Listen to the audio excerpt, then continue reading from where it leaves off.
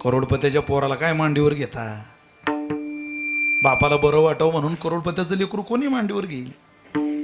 अरे ज्याचा बाप मेला त्याला पोटाशी धरून बघा, जगाचा मालक स्वप्नात सुद्धा तुम्हाला कधी विसरणार नाही. सापडे ना वाट जाला.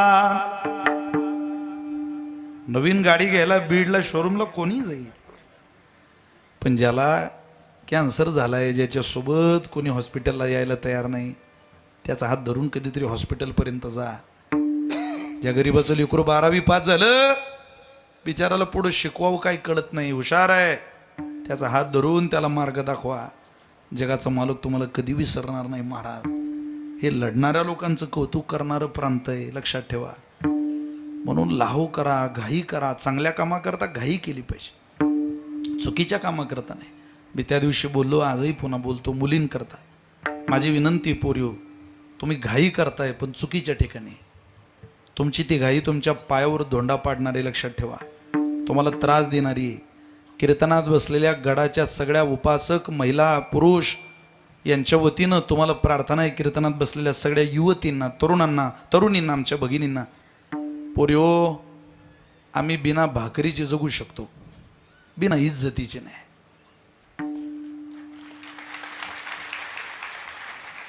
तुम्हाला तुमच्याकडून आम्हाला काय अपेक्षित आहे, मला असं वाटतं एवढ्या वाक्यात तरी तुम्हाला कळलं असावं.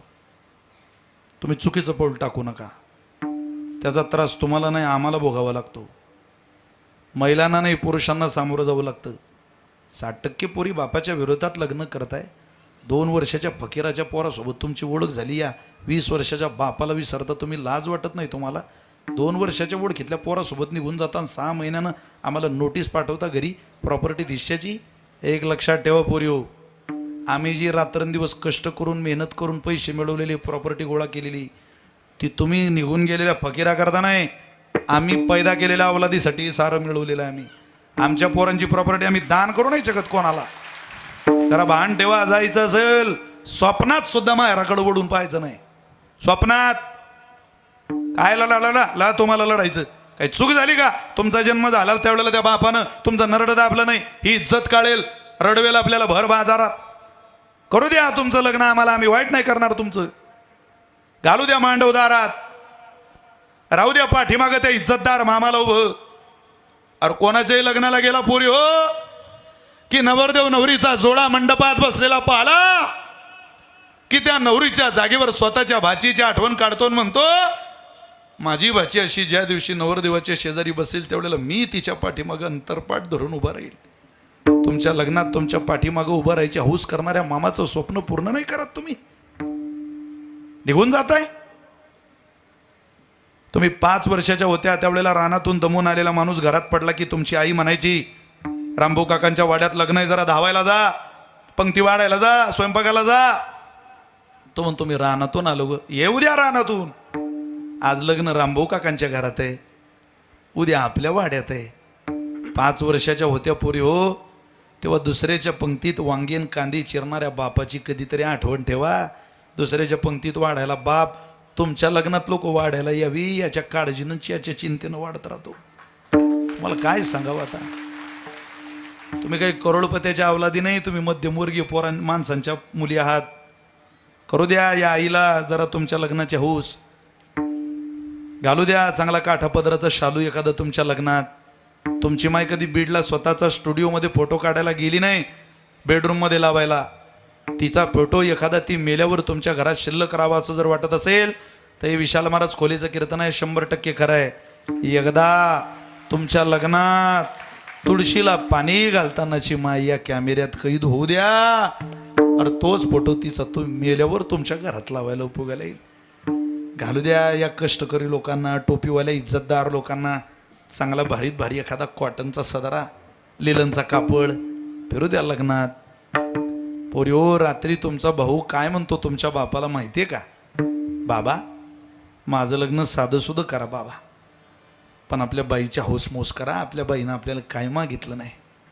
तुमच्या लग्नाकरता स्वतःच्या सुखाची तिलांजली देणाऱ्या शिवछत्रपती मावळा असलेल्या भावाच्या बहिणी आहात तुम्ही. हे रोज आठवण ठेवा, रोज. तुम्ही पगार देऊ नका, तुम्ही पहिला नंबर आम्हाला देऊ नका, तुम्ही महाराष्ट्रभर आमचं नाव देऊ नका. फक्त एकच प्रार्थना आहे, तुम्हाला भिकारी होतो आम्ही तुमच्याकरता, पण एवढं पुरी होतो मी आम्हाला द्या. तुम्ही तुमचं लग्न आम्हाला करू द्या, फक्त आमची इज्जत वेशीला टांगू नका, आमच्या तोंडाला काळं फासू नका पुरी हो. एवढं दान या नारळी उत्सवात आम्हाला बाप या नात्यानं भाऊ या नात्यानं तुम्ही द्या. आपला नारळी उत्सव फळाला गेला असं आम्ही समजू. मोठी भयावह परिस्थिती आहे महाराज, काय सांगणार कोणाला अशी परिस्थिती. चुकीच्या कामाकरता घाई चाललेली आहे. मैथिली ठाकूर नावाची गायिका आहे, 50 फुटावून माळ दिसते, 50. पहिली मॅच होती विराट कोहलीची अनुष्का शर्माची. अनुष्का शर्मा अभिनेत्री, कॅमेऱ्यात माळ दिसते, कंठी माळ आहे तिच्या घरात गळ्यात, कंठी. किती आचारसंहिता असेल जगण्याची. अरे तुम्ही जिथं राहता इथंच हे संस्कार आहे. शरीराची भूक भागवण्याकरता सख्खा भाऊ सख्या बहिणीजवळ झोपतो, तो देश पाकिस्तान आहे. आणि रस्त्यानं जाणाऱ्या परस्त्रीला सुद्धा आई म्हणून आवाज देतो, तो देश हिंदुस्थान. हे लक्षात ठेवा, तुम्ही त्या देशाच्या नागरिक आहात. या देशाचं चारित्र्याबादी ठेवायचं असेल तर काही खांद्यावर तुम्ही घ्या, काही आम्ही घेतो. सगळ्यांना हे शक्य होणार नाही, म्हणून घाई करा. तुकोबरेंचं प्रमाण आपण इकडं लावू. मनोनीला हो करा, काय करा, काळ सारा चिंतने चिंतने चिंतने तद्रुपता चिंतने सरेतो धन्य धन्य काळ. मंगल नाम विठोबाचे, जा जा महाराजांचा अभंग आहे. मंगल मंगल नाम विठोबाचे उच्चारिता वाचे, कंडे जन्म उच्चारिता वाचे, कंडे जन्म. मंगल मंगल नाम विठोबाचे. सारा काळच अभंग झाला. काळ सारावा चिंतने, तसं काळ सारा चिंतने असं वचन या अभंगात. सारा त्याला, हाही काळ चिंतने सारा, तोही काळ चिंतनानं सारा. संपलंय माझं कीर्तन, फार वेळ तुमचा घेत नाही. तुम्ही किती डोकं लावा, काळ सारायला दुसरं माध्यमच नाही. काळ सारायला एकच माध्यम आहे, नामनोस्मी यावते शक्ती पापरणेर हरणेर तावत कर्तुम न शक्नोति पातकम पातकी जना. अरे याच्यापेक्षा काय ताकदवान साधन आहे पाप घालवण्याकरता आणि देहाचा विसर पाडण्याकरता. तुम्ही हेच करा, मनोनीला हो करा. काळ सारा चिंतने. काही लोक म्हणतात आमच्याकडे पैसा आहे. काळ सारा पैशाने, काळ सारा बुद्धीने. लय बुद्धी हे लोकांकडे, काही कमी डोकं. पण काळ नाही. एकदा गेवराई तालुक्यात ये मला 4ला सकाळी दार वाजवलं त्याने. रामभाऊ इथंच राहता का? हो इथंच आहे. कोण आहे रामभाऊ? मीच आहे रामभाऊ. चला कुठं? यम है हम. तुमचा काळ आला, चला लवकर. अरे बापरे. तो म्हणे का एवढ्या सकाळी 4ले?